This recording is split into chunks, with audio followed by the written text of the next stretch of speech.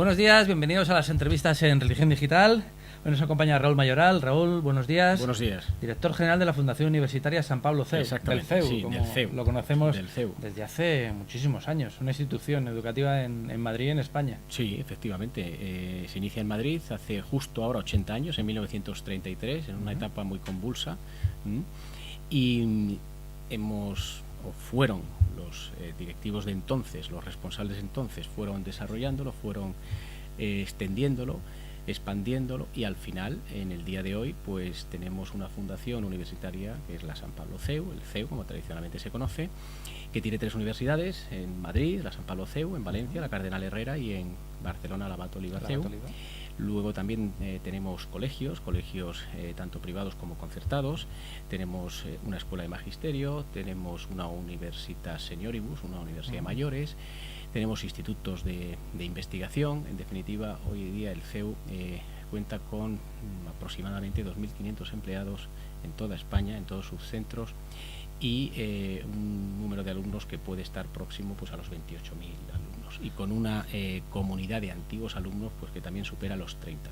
Que es muy importante, además es una constante en algunas instituciones de inspiración cristiana, de mantener ese contacto con los antiguos alumnos, porque no estamos hablando solo de dar una titulación, sino de formar personas. Y no sé si se puede hablar de formación permanente, pero sí de un contacto permanente, que sea en cierto modo una familia. Nosotros, ahora hablaremos de eso, nosotros utilizamos el término de formación integral, en definitiva, para formar profesionales, pero también formar a personas.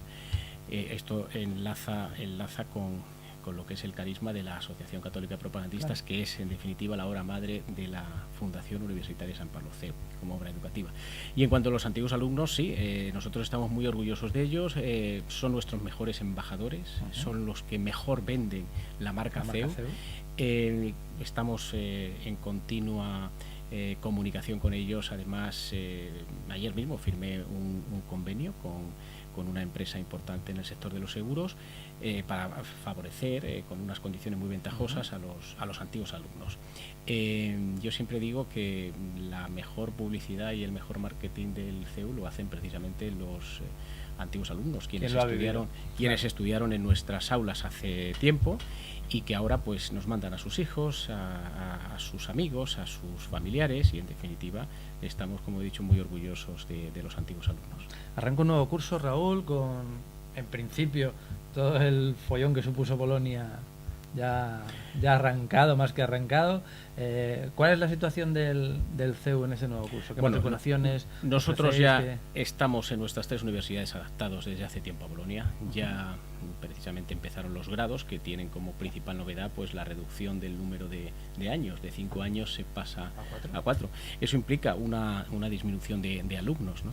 Precisamente como consecuencia de eso, nosotros llevamos ya varios meses con un plan de acción que elaboramos, pues primero teniendo en cuenta la situación de aprieto económico que hay en España, una situación difícil, teniendo en cuenta también la competencia que hay en el sector de las universidades, en concreto las de iniciativa social o universidades privadas, y teniendo en cuenta también lo que supone Bolonia, que como digo acorta los años en que los alumnos cursan sus estudios, pasando de 5, como digo, a 4. Teniendo en cuenta todo eso, elaboramos un plan de acción, pues para adecuarnos a un nuevo entorno que a principio parece un entorno hostil y difícil. Y pues entendemos que con los números que tenemos estamos saliendo bien parados, a pesar de la situación de crisis que hay en España. Nosotros no nos estamos resintiendo en lo que es las matrículas de nuestros centros en las universidades y en los colegios. Lo que dice mucho de lo que comentabas antes, de aquellos embajadores, y también de la calidad de... Claro, pero al final dice mucho también de la sociedad española en general, que apuesta por la educación como una inversión. Se privan de otras cuestiones o de otros posibles lujos o ocio, entretenimiento, y deciden que a sus hijos hay que darles la mejor educación. Y eso, que la educación es un caballo de batalla, ahora hablaremos de ello, también. Pero siempre, lamentablemente, es uno de los grandes caballos de conflicto. Es una pena. Ahora lo abordaremos. Y partidistas, pero vaya. Hablas de Bolonia, hablas de esa novedad que supuso, que aunque vosotros ya habéis... Ha habido unos años para intentar acoplarse y para haberse acoplado, pero ¿qué novedades presenta presenta el CEU para este curso? ¿Nuevas carreras, nuevas titulaciones? Sí, bueno, quizá lo que a nosotros más nos ha ocupado y preocupado en estos últimos años es lo que se llama el bilingüismo, ¿no? Ya en todas nuestras facultades de nuestras universidades hay al menos una titulación en inglés, que se imparte en inglés.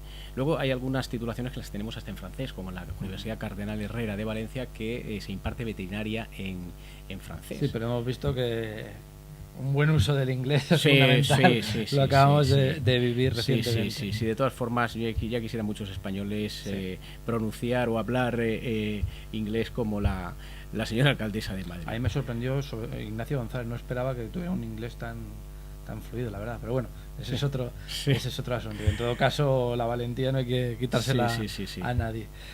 Bueno, decía que yo creo que la principal novedad, aparte de que hemos puesto en marcha algunas titulaciones, nosotros tenemos y eso lo llevamos a gala y sacamos pecho de vez en cuando hace falta, pusimos en marcha las dobles titulaciones. Somos pioneros en poner en marcha las dobles titulaciones y ese proceso sigue, ya no es cuestión de poner AD y Derecho, que es quizá lo más emblemático, sino que ahora se están fusionando distintas disciplinas y surgen nuevas carreras, ¿no? Sobre todo en el mundo de la comunicación y del periodismo, que la combinación con todo el tema de las nuevas tecnologías y de las redes sociales pues está generando muchos nichos de mercado y hay que dar demanda a eso desde el punto de vista de la formación. Entonces, como digo, hemos apostado por la internacionalización. El bilingüismo es una prueba de ello, pero también esa internacionalización supone que hay que atraer alumnos de fuera, del extranjero, y estamos en ello. En el CEU ya probablemente en nuestras 3 universidades estemos alrededor de unos 500 alumnos que ya vienen de fuera. Bueno, en porcentaje nosotros tenemos a nivel de universidad podemos tener unos 22.000, 23.000 alumnos. Es todavía un porcentaje pequeño, pero es cierto que llevamos 2-3 años con ello, ¿no? Tenemos alumnos de Taiwán, de China, alumnos de, como he dicho antes, de Francia. Hemos iniciado el grado en veterinaria en francés, alumnos italianos, alumnos hindúes que nos vienen por vía Londres, por Inglaterra. En fin, poco a poco también nos queremos expandir en Hispanoamérica, pues de traer alumnos de Colombia, de Perú, de México. En definitiva, esto no solamente lo está haciendo el CEU, hay que decirlo también, lo están haciendo todas las universidades, incluso las públicas, porque claro, la demografía en España es la que es, la competencia es la que es, en un entorno en donde hay 80 universidades entre públicas y privadas, pues hay que agudizar el ingenio y hay que buscar clientes, si se permite esa expresión, fuera, y nosotros estamos en esa política de internacionalización que, como decía antes, implica el tener grados en bilingüe, implica concertar convenios con universidades extranjeras para movilidad de profesores y de alumnos, proyectos de investigación conjuntos, en fin. ¿Hay demasiadas universidades? Sí, yo creo que sí. Uno de los problemas de la yo vengo educación... de Getafe, y no de estudiar en Getafe, sino de vivir allí, y un momento en la zona sur de Madrid donde empezaron a proliferar, sobre todo públicas, que yo estoy a favor de que existan, pero, no, por supuesto, pero claro, en Alcorcón, en Fuenlabrada, en Leganés, en Getafe, en todo, faltó Parla casi, que era el único pueblo. Ese ha sido un gran error. Todas las comunidades autónomas querían tener su universidad, pero luego cada provincia de la comunidad autónoma quería tener al menos una parte o un campus universitario. Yo creo que eso ha sido un gran error y vamos a ir a una simplificación. Ya está sucediendo en Francia. En Francia también se fue incrementando el número de universidades y ahora están fusionando las universidades, ¿no? Es muy caro mantener, sobre todo en el ámbito de lo público, pues facultades, escuelas universitarias en donde hay 8 o 10 alumnos matriculados en una titulación, ¿no? Es más barato mandarles a Harvard y se les paga los estudios que tenerlos aquí. Bueno, eso es una cuestión que incumbe a los políticos, ¿no? Tanto los a nivel nacional como los autonómicos. Hablábamos antes, a la hora de preparar la entrevista, del CEU como universidad con sello de calidad. Abúndanos un poquito en ese concepto. Bueno, lo de la calidad es un término que está muy manido, al igual que el término... Y muy maltratado también. Muy maltratado, al igual que el término excelencia. Sí. A ver, la mejor universidad es la que enseña mejor. y eso es así de sencillo y parece de perogrullo, pero es así.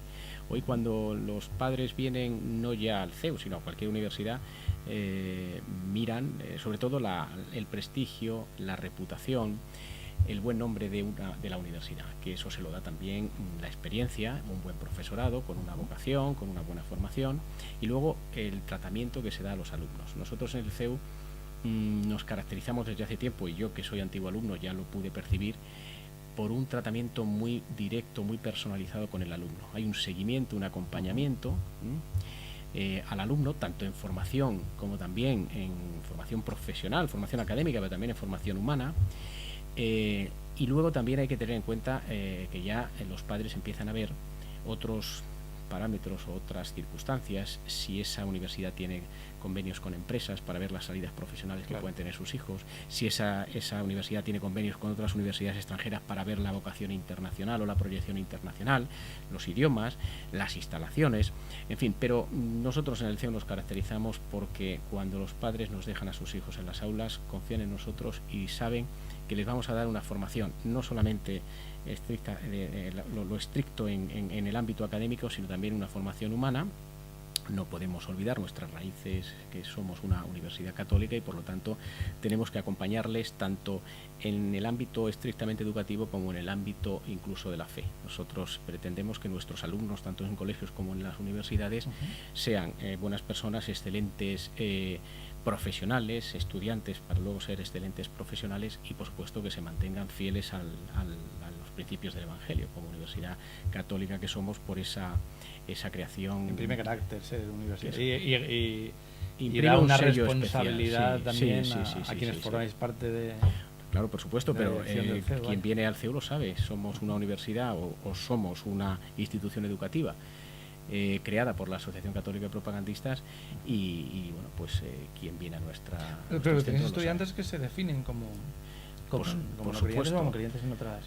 Por supuesto, y ahora con la internacionalización nos llegan estudiantes de China, por ejemplo, claro, que y además esto lo estamos haciendo con las autoridades educativas de China, y plantean cuando... Que no solo es una cuestión de la religión en concreto, sino de cómo se entiende el hecho religioso. Sí, porque, cuando claro, ven una asignatura que tenemos, que es doctrina social de la Iglesia, pues preguntan qué es eso. Entonces ha surgido algún conflicto, pero bueno, lo hemos solucionado dando esa doctrina social de la Iglesia, pero desde un punto de vista amplio, como una visión de lo que es la creencia y la religión, ¿no? Nosotros siempre decimos que en el CEU, en nuestros colegios y en nuestras universidades, se configuran espacios no solo para el conocimiento, sino también para la libertad. Es decir, si el conocimiento es libertad, nuestros espacios educativos son espacios de conocimiento y de libertad. Porque el Evangelio también lo es. Favorecemos, por supuesto, el diálogo, la participación, la búsqueda de la verdad, que esa es la finalidad última de la educación, y además es que eso contribuye a crear ciudadanos robustos, para crear sociedades civiles robustas, porque en definitiva una sociedad necesita de transparencia institucional y de participación ciudadana, y nosotros inculcamos a nuestros alumnos eso, ¿no? Y por supuesto también no ocultamos en ningún caso nuestra raíz católica, y acompañamos a los alumnos en el camino de la fe, le damos cauce a la religiosidad, y también ocupa un lugar importante ese componente religioso, ese componente en definitiva católico en nuestros centros. Hablabas de la doctrina social de la Iglesia como elemento configurador de no solo de la educación, sino de la personalidad del alumno, que será o que es ya ciudadano. Estamos viviendo unos años, una época difícil, no solo en lo económico, sino también a la hora de encontrar respuestas y de articular, no sé si decir indignaciones, o de articular inquietudes. Es que yo creo que el modelo... Y a mí me viene la doctrina social de la Iglesia a la cabeza. Bueno, es que la doctrina social de la Iglesia, si todos los católicos, todos los cristianos nos lo tomáramos en serio, yo creo que habría una mejor sociedad ahí fuera, porque no es la doctrina social de la Iglesia no es algo añejo, no es mera hojarasca, sino que es una realidad viva, y lo que hay que hacer es aplicarlo al momento concreto en el que estamos, y sirve de orientación, sirve de brújula, y en estos momentos de tanta convulsión y de tantas turbulencias, tanto en lo económico como en lo político, en lo moral, una luz fuerte y potente como es la doctrina social de la Iglesia nos debe ayudar, y no solamente debe ayudar a los católicos, por supuesto, sino también a personas que no son creyentes, porque en definitiva nosotros como católicos tenemos nuestra moral, pero hay también una moral ahí fuera que la debe tener toda persona por el hecho de tener conciencia, y que le debe llevar a diferenciar el bien y el mal. Y hoy en día se están oscureciendo los límites entre el bien y el mal, no están nítidos, y yo creo que lectura sosegada de la doctrina social de la Iglesia contribuye a que cualquier persona, creyente o no, pueda ver esa línea nítida entre lo que es el bien y el mal.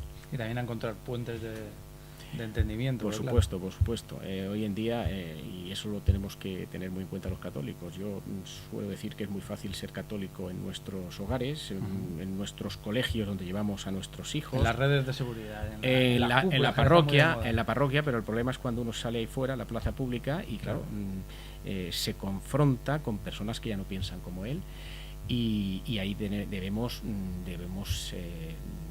tener la suficiente, no sé si decir templanza, agilidad o capacidad para sabernos relacionar con el otro, y por supuesto invitarles a buscar la verdad. Entonces yo creo que esa es la asignatura pendiente del católico, ¿no? Cuando sale ahí fuera. Yo, utilizando el símil futbolístico, siempre digo, no es lo mismo jugar en casa que fuera de casa. Fuera de casa hay que jugar con otra estrategia, siendo el mismo equipo, la misma identidad, pero con otra estrategia. Y eso es lo que hacía San Pablo. Y eso es lo que parece que en cierto modo también está consiguiendo el Francisco. Hoy es día 13 de septiembre. Hoy se cumplen 6 meses de la elección de Papa. Ya es un buen momento para... No sé si para hacer balance, porque este hombre cada vez nos sorprende. Yo creo que este Papa va a ser, como todos los papas, continuador del plan de Dios en la tierra, pero yo creo que cada papa, como personas que son, imprimen su estilo, su carácter, y evidentemente el Papa Francisco tiene un carácter o un estilo diferente a Benedicto XVI, diferente a Juan Pablo II, por ser los dos últimos papas, ¿no? Pero eso es normal. Estamos hablando de que si se mantiene la esencia, lo que no es esencial, como por ejemplo el estilo, la manera de representar a la palabra de Dios, bueno, pues eso es normal que sea diferente, y llega a las personas de distinta manera. Pero es lo que yo decía antes, si salimos a la plaza pública tenemos que saber adecuarnos a ese entorno. Yo lo que veo que este Papa, a diferencia de Juan Pablo II, y no quiero comparar, pero Juan Pablo II era el Papa viajero, siempre se dijo, Benedicto XVI era el Papa intelectual, además muy universitario, y el Papa Francisco le veo como un Papa callejero, en el sentido de que quiere el contacto con la gente. Yo he leído que él en Argentina, en Buenos Aires, acudía en autobús o en metro a todas las partes, a todos los sitios a donde iba, y aquí está demostrando que quiere esa cercanía, ese contacto con la gente. A veces da un poco de miedo por temas de seguridad y demás, pero la verdad es que como impacto, como imagen y como sentimiento de cercanía, que tú comentabas, la verdad es que es muy interesante, al menos todo lo que está pasando. Nos hemos dejado antes, a la hora de hablar de la vida universitaria, no solo de la vida universitaria, sino de la educación en España, que estamos ante un debate, sempiterno debate sobre la enésima reforma educativa, que si bien parece que no afecta, no sé si afecta directamente a la enseñanza universitaria, lo que sí está claro es que afecta a todo el sistema educativo. Me gustaría dos reflexiones. Una, sobre este hecho de estar continuamente reformando las leyes de educación, y luego más en concreto sobre la LOMCE, la llamada Ley Wert. Pues sobre lo primero hay que decir que es nefasto para la sociedad, para los padres, en definitiva para los estudiantes, y como he dicho, para toda la sociedad. Es nefasto que cada cierto tiempo, en función de la ideología, en función de quien ocupe el poder, el gobierno de una nación, se estén elaborando leyes. Pero también hay que decir una cosa, que la única ley, o mejor dicho, los únicos que han hecho leyes educativas en la democracia han sido los socialistas.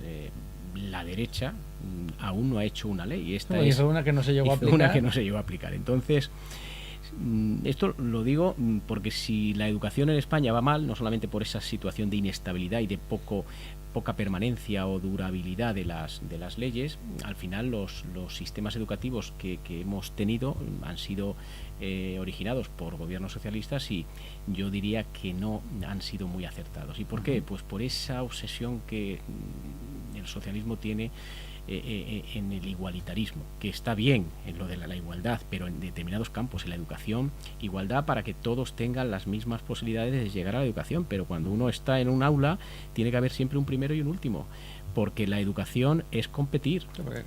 El deporte es competir contra un rival. La educación es competir contra uno mismo. Por lo tanto, tiene que haber un primero y tiene que haber un último, y yo creo que eso es lo que nunca han entendido o no se ha visto en las leyes elaboradas por los gobiernos socialistas, que han intentado establecer el igualitarismo incluso en la educación, y eso no se puede. Entonces, primero, es un error esa inestabilidad, porque eso genera incertidumbres y genera pues que el sistema educativo esté hecho una escombrera como está en España, ¿no?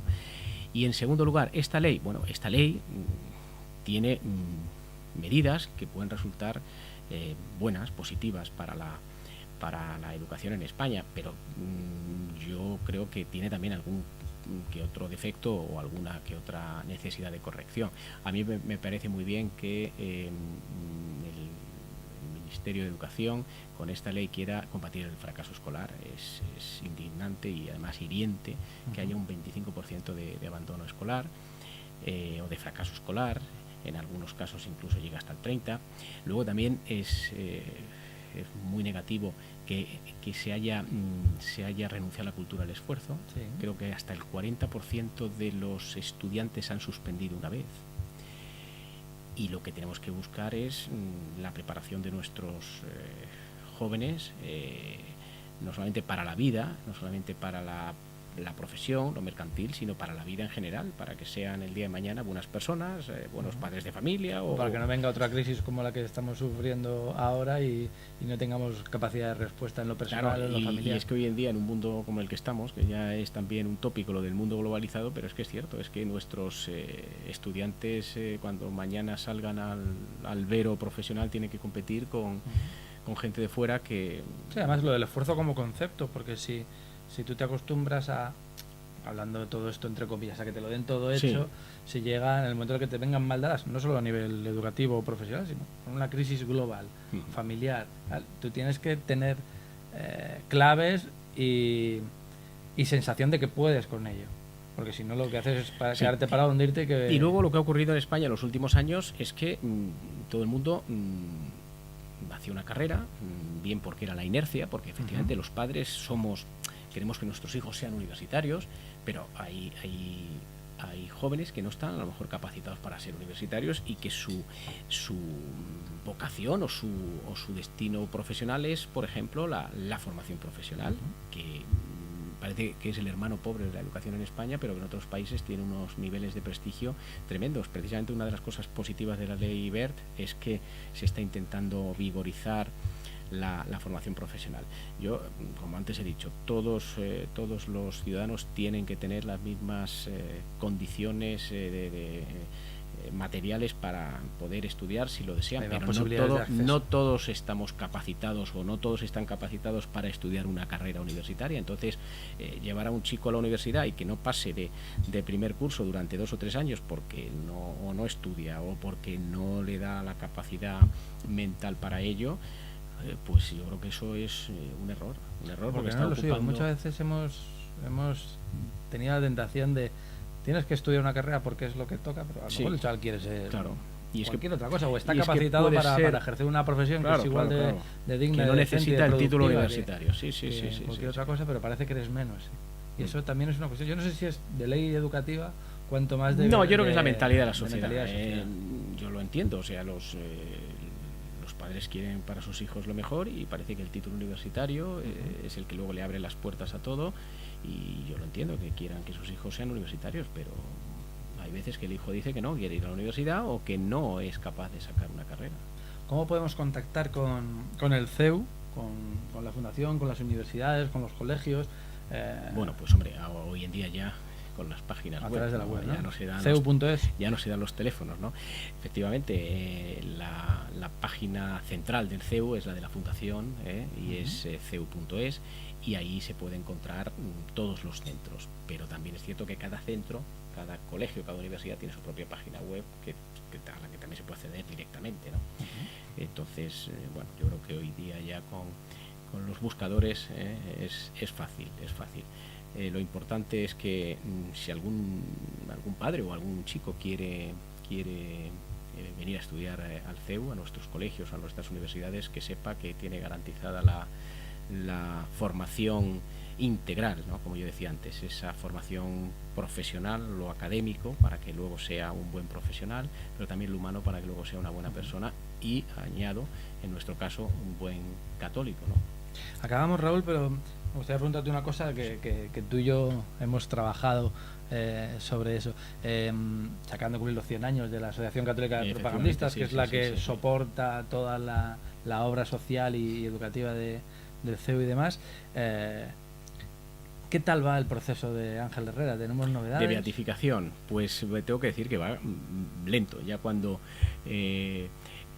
tú y yo estuvimos en aquella iniciativa del boletín de la Asociación Católica de Propagandistas, que lo sacamos adelante, la beatificación de Ángel Herrera Oria iba con lentitud, iba muy despacio. Hemos superado ya algunas fases que en aquellos momentos había que superar, pero bueno, todavía estamos ahí y no vamos a parar ni vamos a desfallecer hasta que lo consigamos, porque yo creo que el siervo de Dios Herrera Oria se lo merece y además da muestras de ayudar sobrenaturalmente en concreto a nosotros, a la institución, pero también a otras personas que nada tienen que ver con la Asociación Católica de Propagandistas. Y los que ejercemos el periodismo desde una óptica de fe también le estamos muy agradecidos y tratamos de seguir buena parte de sus enseñanzas. A eso y al CEU, a esa realidad pujante, pues le deseamos mucha suerte y esta es nuestra casa y aquí muchísimas gracias. Ha sido un placer y esperamos vernos en otro momento. Seguramente que será pronto. Gracias. Y a ustedes pues les esperamos en nuevas ediciones de las entrevistas en Religión Digital. Muy buenos días.